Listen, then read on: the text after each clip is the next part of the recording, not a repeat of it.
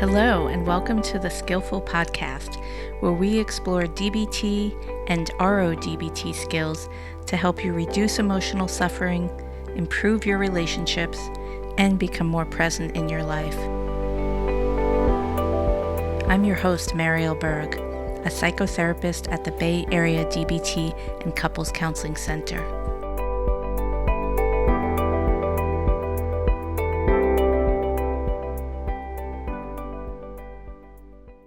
Today, we're going to be answering a couple of listener questions. We really enjoy hearing from you, so if you're a regular listener and you have questions, you can reach out to us on the contact form of our website, which is bayareadbtcc.com, and submit your own question. We can't promise we will get to them all, but we love reading them and thinking about them and talking about them. So welcome back, Ed. And are you ready to dive into these questions? Yes, I am very ready. Okay, good. And just our standard disclaimer, the answers that we provide to these questions do not constitute a therapist-patient relationship and are for educational and informational purposes only. And we hope folks who have the means and ability to pursue their own DBT therapy are able to do so. So the first question we have is, how do you work through individual conflicting values? What advice would you give a client? This is a meaty one to start with. Again, how do you work through individual conflicting values? Knowing our own values and paying attention to those values is a really core component of emotion regulation in DBT.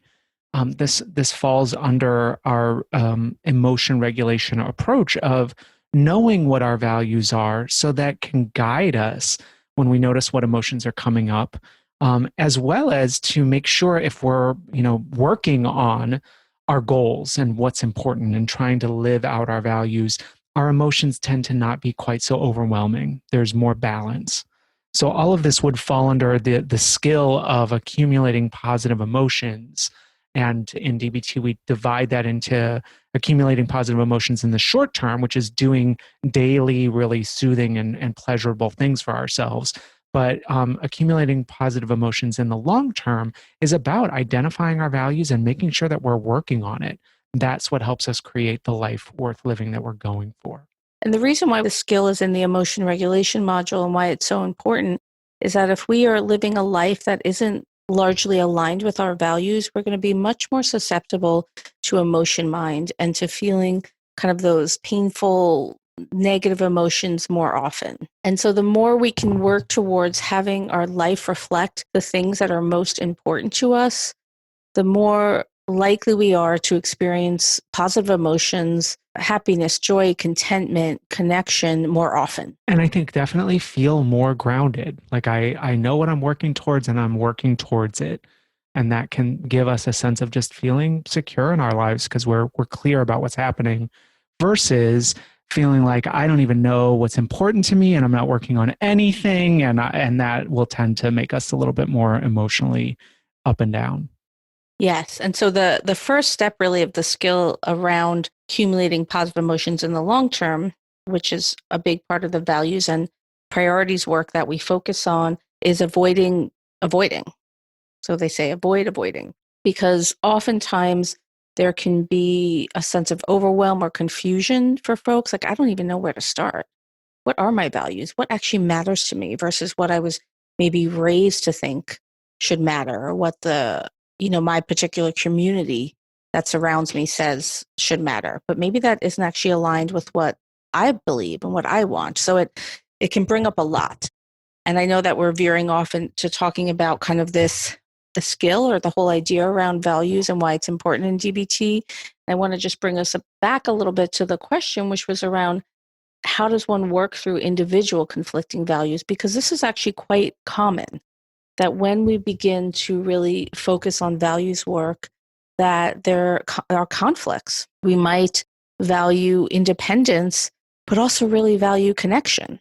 We might really value a lot of novelty and excitement and doing new and sort of potentially risky things for the excitement value and the variety that this can bring to our lives. But we might also really value security and stability. So what do we do with that? Because as I said, this is not uncommon. And so the way we approach identifying our values as part of this accumulating positive emotions in the long term, like you said, Marielle, is first avoid avoiding. So notice, oh, I'm not really focusing on my values. Don't just push it to the side and put it off and say, I'll get to that someday. But take some time to look at what values are important to me. And then the next step after we avoid avoiding is to identify values important to us. And so we do some reflection. Our DBT Skills Handouts and Worksheets book gives like a long list of possible values to go through to identify which values stand out to me. And this is where the conflicts can come, is when we sit down and say, what's important to me? What values do I want to be focusing on in my life? We may find some of these conflicts.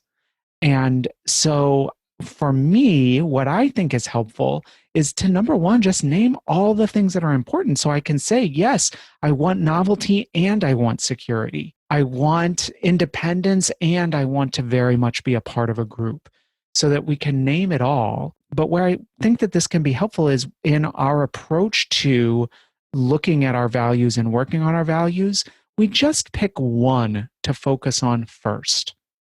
And I think that's where, if we're having conflicting values, rather than sitting and spending a lot of time trying to figure out how do I resolve this conflict, we just pick one value that seems the most important right now, the one that has the most energy to work on it, or the one that it like makes sense to start with. Like, I want to make more money and I have this opportunity to go to school to get a degree that will help me to do that. So I got to focus on getting into school or whatever it might be. Just picking one value and focusing on that and doing a little bit of legwork on that one value gets us moving, gets us started.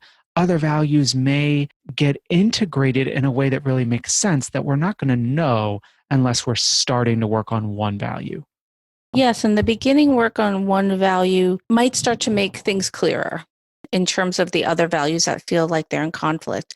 It might become clearer that perhaps both these values can be integrated into your life. And I think when we get a little bit stuck, and of course we don't know more about what this listener is struggling with exactly in terms of conflicting values, I think that a thing that can happen is we can get a little bit black and white in our thinking, or move away from dialectical thinking. Like, either I have security or I have excitement.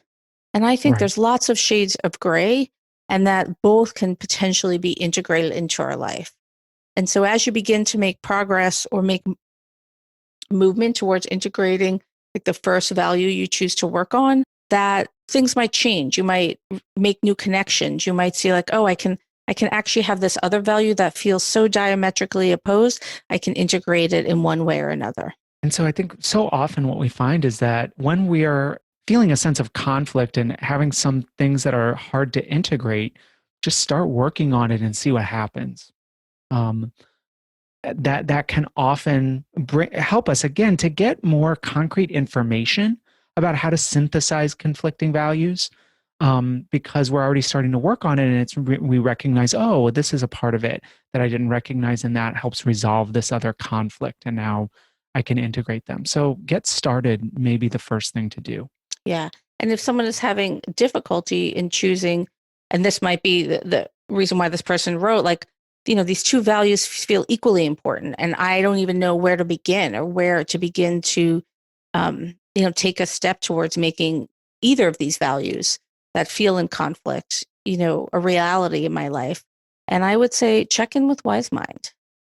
And you might have to keep checking in. The answer may not be so apparent. It may not be so clear, but getting quiet and really, going inside and checking out what your Wise Mind has to say, seeing where it might guide you. And another aspect is that you by yourself may not be able to get clarity. And so you might talk to someone about conflicting values. So friends, a therapist, mentors, whoever it might be that makes sense, talk to somebody about, here are the values that seem really important. I'm not sure how to pursue these. This is the conflict I'm feeling. that might get you some new information that you bring back to your own wise mind to figure out a way forward. Yeah, I'm glad you mentioned that. That I think we might think we need to do values work in isolation. And I think that this skill in particular can really come to life when we talk it through with trusted others.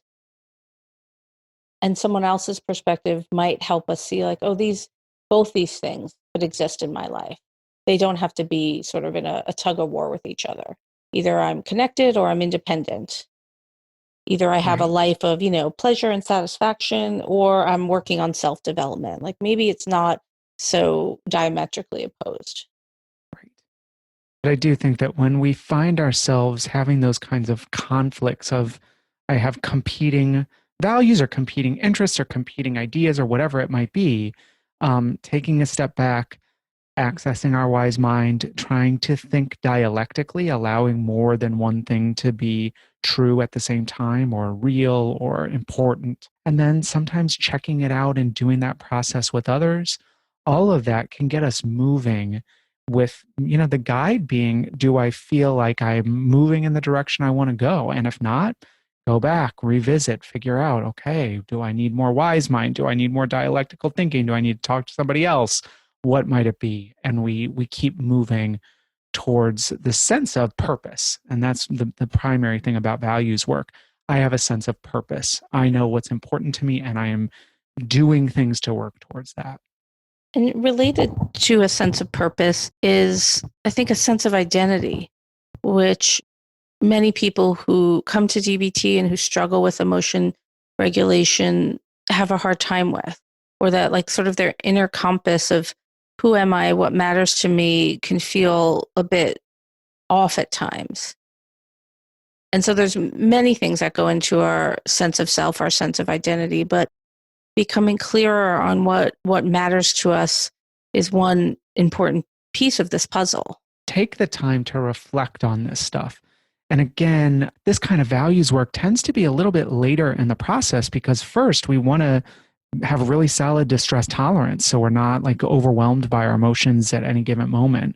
We want to have really solid emotion regulation so that we can pay attention, all of which gets us into our ability to practice wise mind, to notice what's the balance here for me, and then reflect on this deeper stuff, building our sense of self, our sense of identity, our sense of what's important, our sense of movement in life. And I always think when we teach this skill in our group, and we do it for 1 week and then we move on.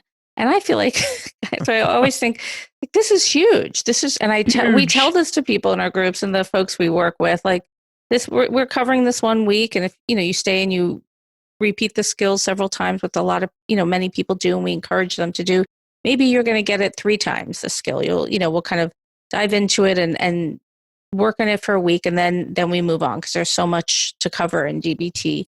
And this is a skill in particular that I encourage people, bring this to your therapy, talk about it with other people. As we said a moment ago, this is not a one and done. I think values work is lifelong work, something that we want to keep revisiting over and over, because our values can change as we change, as our life experiences change, as we age, as we go through different stages of life, different things can become important. And doing this work takes courage. I think for many people, we don't take time, or we don't think we have a right to sit and ask ourselves, what matters to me?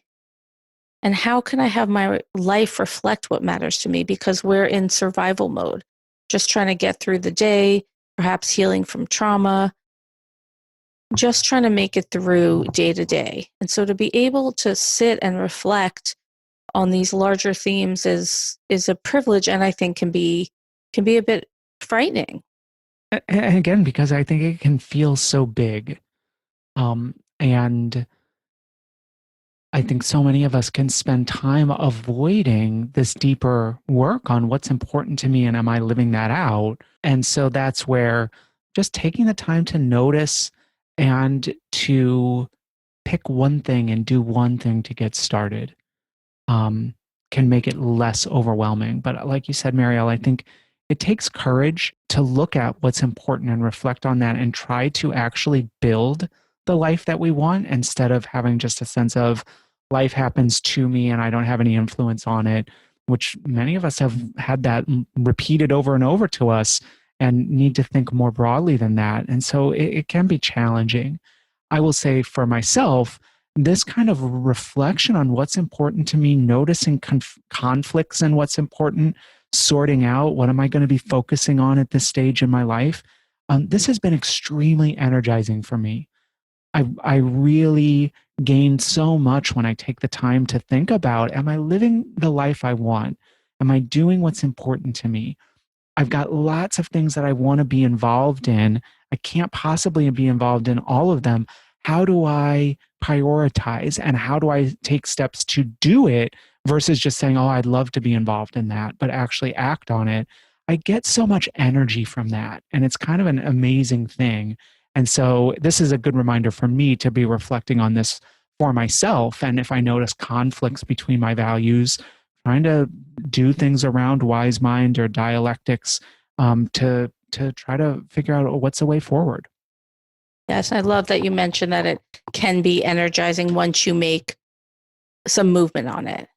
It can feel very enlivening, like, oh, I have a say on how my life looks. This value is important to me. I want to have it show up in my life in one way or another. And I know for myself that there are certain values that I say I value or, that I say are important to me. And I put them off and think, oh, look later when I get older, if I should be so lucky, I'm hoping that happens. Right, exactly. And then that, when I come back to values work, that makes me question, like, maybe this actually isn't that important because I'm choosing other things. And how can I be conscious about my choices? Right, right. And again, all of this is the foundation for feeling secure, stable, balanced in our lives is I have a sense of what's important to me and how I'm working towards it. And that can have a lot of benefit overall in lots of different ways. Yes. And so should we move on to our next question? Yeah, let's go for it. So I will read this one, which is a little bit longer question than the first. Hello, and thank you so much for your podcasts. I would like to ask for your points of view on how to manage the DBT skills once the therapy ends. I'm coming to the end of a 1-year skills therapy group, and I'm feeling anxious about how I will remember the skills and when to use them. I don't know if I can do it on my own. I'm afraid that I won't be able to keep up the practice of DBT and that things will go back to the way they were before. Do you have any tips for people like me who will soon not be in therapy? I think this is a question that we get pretty regularly as people are coming to the end of DBT skills group or DBT treatment. How do I maintain my practice of the skills to keep this progress going when I don't have the structure of a skills group, which a huge benefit of participating in a DBT treatment is you have the structure with other people to keep us accountable and working and focused on what we're working on in skills practice. How do I do this when I don't have that same structure? And I think that the first thing I want to note as I was reading through the question is that fear that the all or nothing, basically, if I'm not in skills group, I might not practice the skills, and then my life will go back to exactly the way it was before. When the reality is in the middle, where if you've been in DBT, if you've been practicing skills, your life has probably changed for the better, and that doesn't just disappear if you stop practicing skills as consistently. We have an opportunity to notice, okay, am I practicing skills in a way that continues to support me? And if not, how do I build that in? And it does take some effort to figure out how to do that without the context of a structured group. And it definitely, people do it all the time. So I think that the fear that I'm just going to go back to where I was may be unhelpful and can de-energize us of like, oh, that's a lot of pressure. But really, it's more like, okay, how do I transition into this new phase of skills practice where I am figuring out some structures to support my skills practice as opposed to having the external structure of a skills group or therapy? And you can think about using the cope ahead skill exactly for this situation. Anticipating that without the regular structure of DBT therapy, that it's going to be hard to keep up the practice. So what can I put into place? And that's what the Cope Ahead skill is about. Anticipating that this might be a roadblock, and what can I do?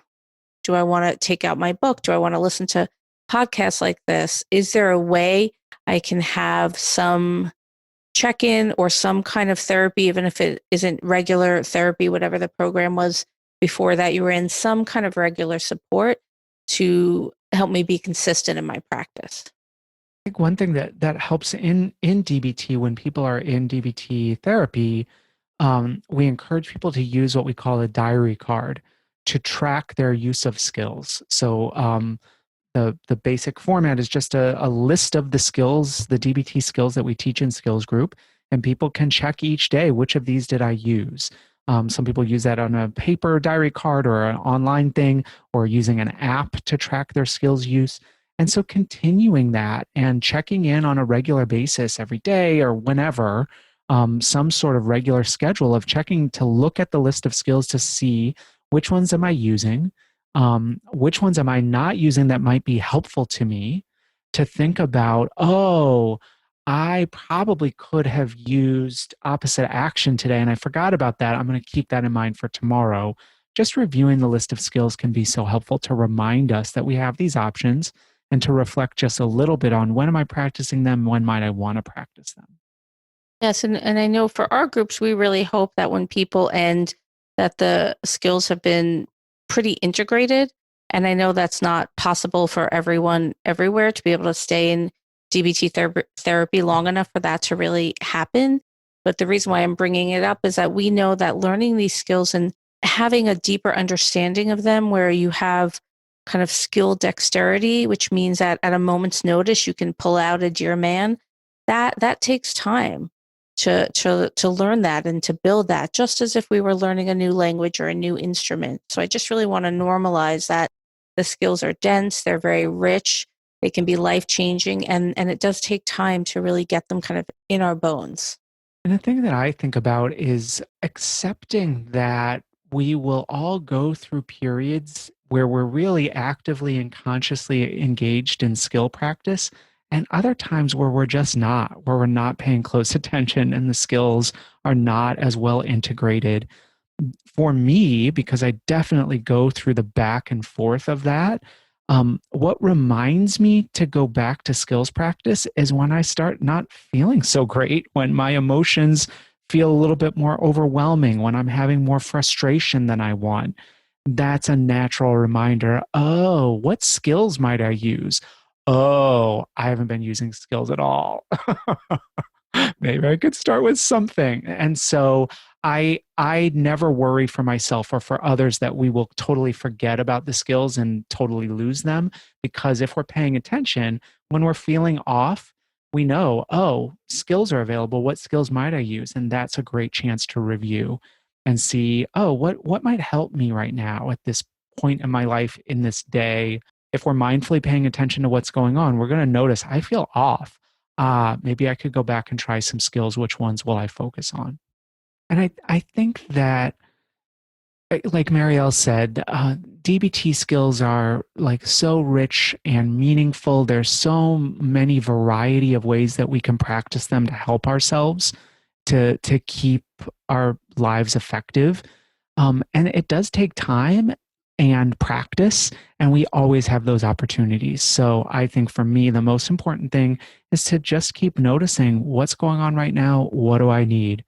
If I'm stuck and I'm not sure, take a look at the skills and see which ones I might try, see how that goes. If it helps, great. If it doesn't, what else could I try? Trying to, for me, DBT skills give a sense of power instead of powerlessness. There's nothing I can do. Well, I could try a skill. It might not exactly meet my need, but it'll be doing something. And if that doesn't work, I can try another skill. And there's such a long list. I'm going to figure something out before I get to the end of skills to try. And so we just keep doing that. And again, I think it's natural to go through phases in and out, and the skills are there and available. And anytime we need them, we can reach for them. All right. Thank you, Ed. Yeah, thank you. And thank you, listeners, for your great questions. We look forward to answering more on subsequent episodes. Thanks for listening to today's episode. To learn more, or if you're in the Bay Area and want to get started with therapy, you can find us online at bayareadbtcc.com. That's bayareadbtcc.com.